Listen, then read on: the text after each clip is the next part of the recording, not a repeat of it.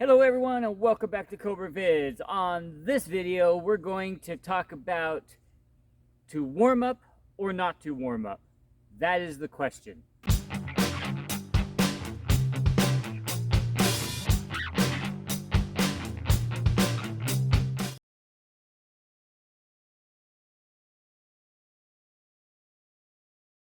Alrighty folks, well this is my F-150. It's a 2013. It's the EcoBoost 3.6 dual turbocharged. And we're going to talk about warming up your car.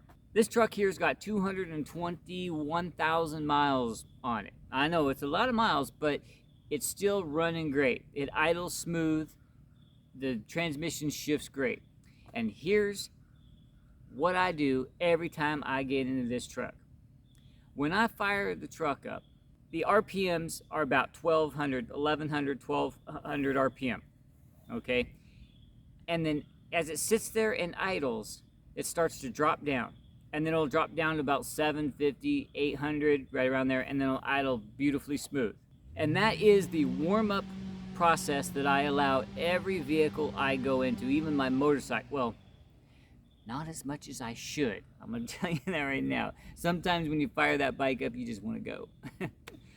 So I'm guilty. I'm guilty. It's me. It's me. I'm guilty. Here is the reason I believe you should warm up your car before driving it. Imagine this. Imagine waking up out of your nice warm bed, you jump up, you run outside, and it's 25 degrees out, and you go out and you start working hard. You're going to instantly be freezing ass cold. You're going to be tired from sleeping, and it's going to be hard for you to get moving. It's going to be hard for you to start moving on the projects that you're doing, okay? And that is starting cold, okay?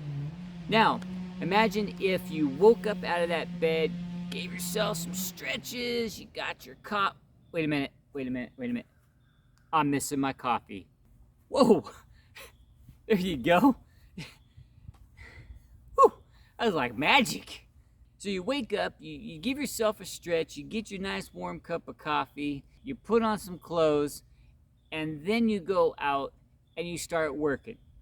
Since you're warmed up, caffeinated up, speaking of which, and when you go out in that cold weather, you're much more ready, warmed up, and ready to work. I said ready like 4 times right there, right? I need to get my toes out. The same principle transfers over to an engine. When you first start up your engine, everything is ice cold, okay?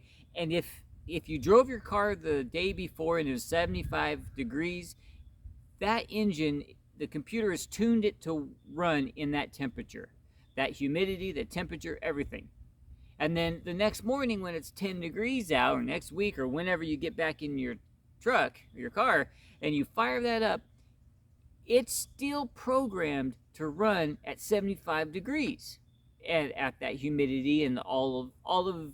So as you can imagine, when you start up the car and that computer is supplying air and fuel in a much different way, how that is going to throw off the way your engine runs. It's not going to have as much power. It's going to run lean or rich, whatever the conditions are. The exhaust is going to be much more dirtier. It's going to clog up your catalytic converter if you have one because the punk stole it the night before.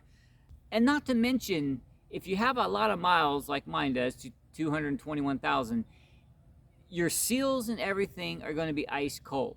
And I don't know if you've ever taken old rubber, when it's ice cold and you bend it, it's going to crack, right? Well, that's very possible inside of an engine. If you took that same brittle rubber, like an O-ring, that cracks when it's cold, and bend it when it's all warmed up, 80, 90 degrees, okay, it's going to be more pliable.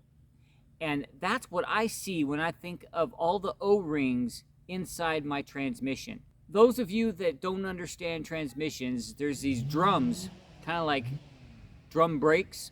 Inside, there's this piston sleeve, and around the edge, there's an O-ring or two. And then on top of that is your clutches, okay? And when pressure is applied to that drum, that pressure passes through several O-rings. And when that pressure is applied to that piston, it pops up under pressure and engages those clutches, okay? They're friction things a lot like brakes. And if those O-rings are ice cold, they may not seal up. So you're gonna have transmission slippage. And even if you don't feel it too much, it's gonna happen. And then those clutches are slipping and they're gonna burn out a lot faster. Okay, and you're gonna have a lot more engine problems or transmission problems. Same thing can happen with bearings and bushings and everything inside your engine, because when it warms up, everything expands. It gets nice and warm and lubricated and runs a heck of a lot smoother than ice cold. And along with everything warming up and expanding and getting into that sweet spot of runnability, your computer starts adjusting the air-fueled mixtures to run the best it can at that temperature. So that's why when I start up my truck on a cold morning, I let it idle down by itself. And once it's idling where it's supposed to, smoothly for a few minutes, that's when I engage and I go. And I don't have any problems. That's how you get a car to run a quarter or 500,000 miles. Okay, is you warm it up, you take care of it. Make sure all your fluids are changed, do your maintenance, because that is how you get the most mileage out of your car. That's all I'm going to say about warming up your vehicle. So if you choose to, I can guarantee your car is going to run a lot longer than if you just start and go. That's all I got for you guys today. I hope you enjoyed this video, and if you did, of course, well, you know what to do. You're smart. You're watching Cobra Vids.